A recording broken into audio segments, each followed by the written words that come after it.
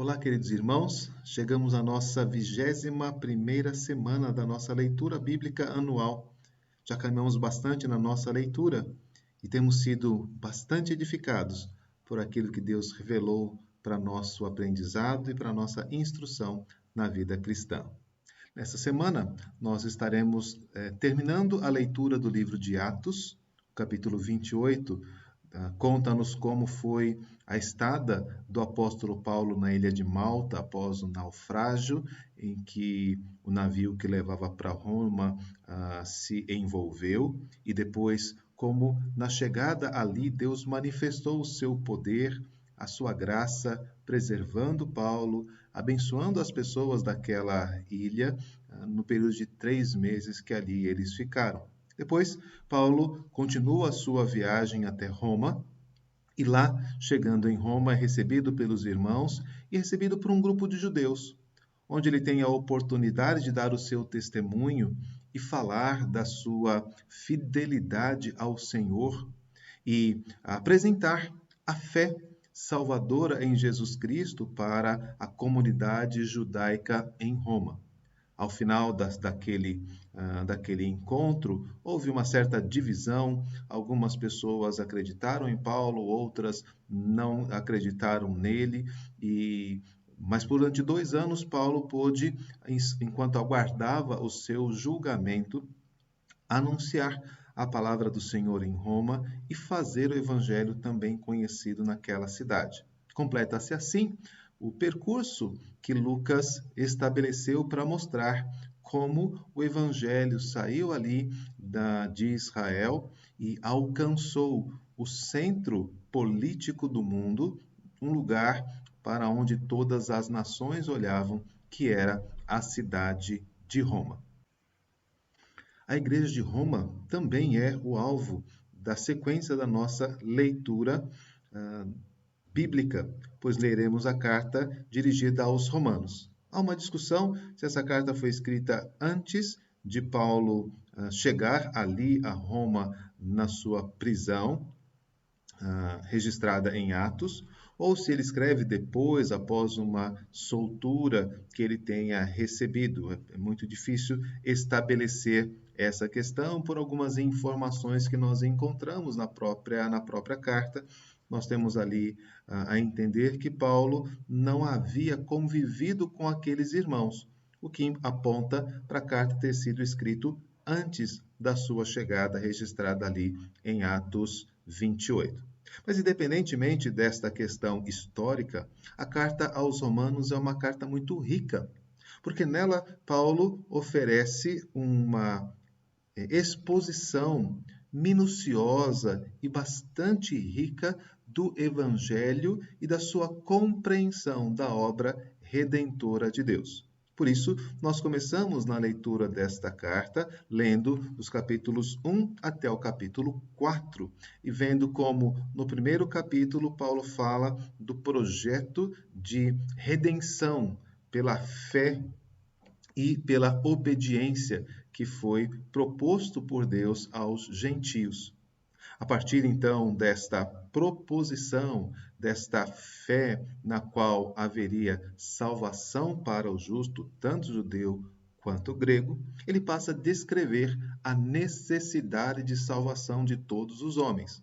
A ira de Deus se revela nos céus, e todos aqueles que, embora não tenham conhecimento bíblico, manifestam o seu culto e a sua adoração à criatura no lugar do Criador, são por isso condenados, e as suas próprias ações destrutivas, suas próprias ações indignas mostram esta condenação. Mas também aqueles que receberam a instrução da palavra, os judeus, mas não seguiram e não se dobraram diante da lei no Antigo Testamento e do Evangelho no Novo Testamento, também mostram a sua necessidade de salvação. Eles também estão corrompidos, estão perdidos e estão condenados à destruição a partir da desobediência consciente daquilo que Deus estabeleceu na sua palavra. Todos, judeus tanto judeus quanto gregos, carecem da glória de Deus. Todos são injustos. Mas Deus resolveu então estabelecer a salvação pela fé.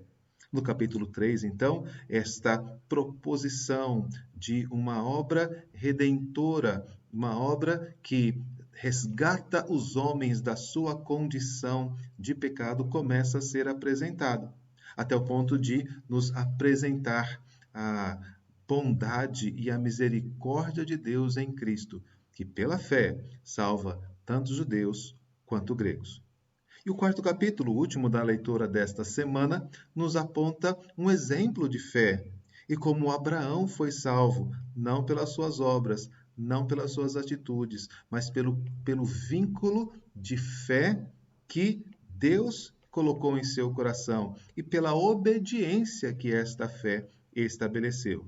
Foi assim que o pai dos judeus, foi assim que o pai da fé foi salvo, porque obedeceu naquele em quem creu. E esta foi a sua justiça. Outra parte que estaremos lendo, outro trecho que estaremos lendo das Escrituras, está no livro de Samuel.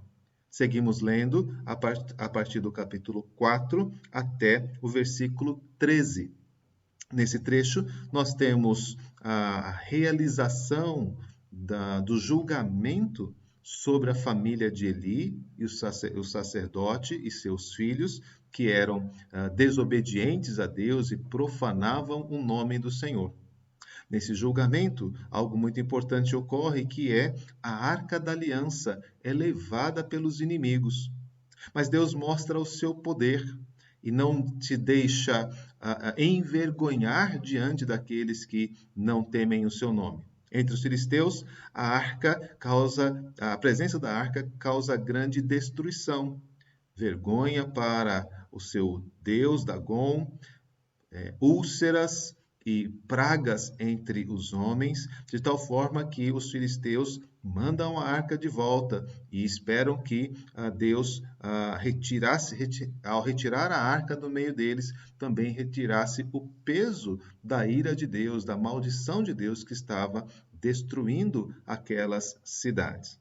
Mas ao voltar para Israel, nós encontramos também um povo afastado do Senhor, um povo que não era temente a Deus. Por isso, os homens tentaram olhar para dentro da arca e também foram mortos.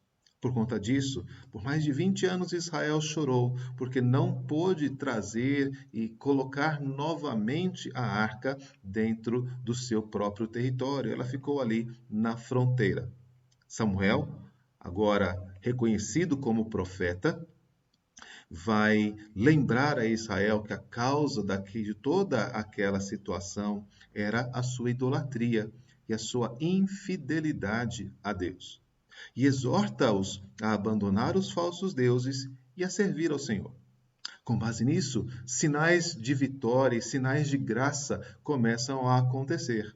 Eles vencem os filisteus, e Deus, então, lhes dá a oportunidade de recuperar um pouco da sua autonomia e os estimula a continuar nesse percurso de fé e confiança no Senhor.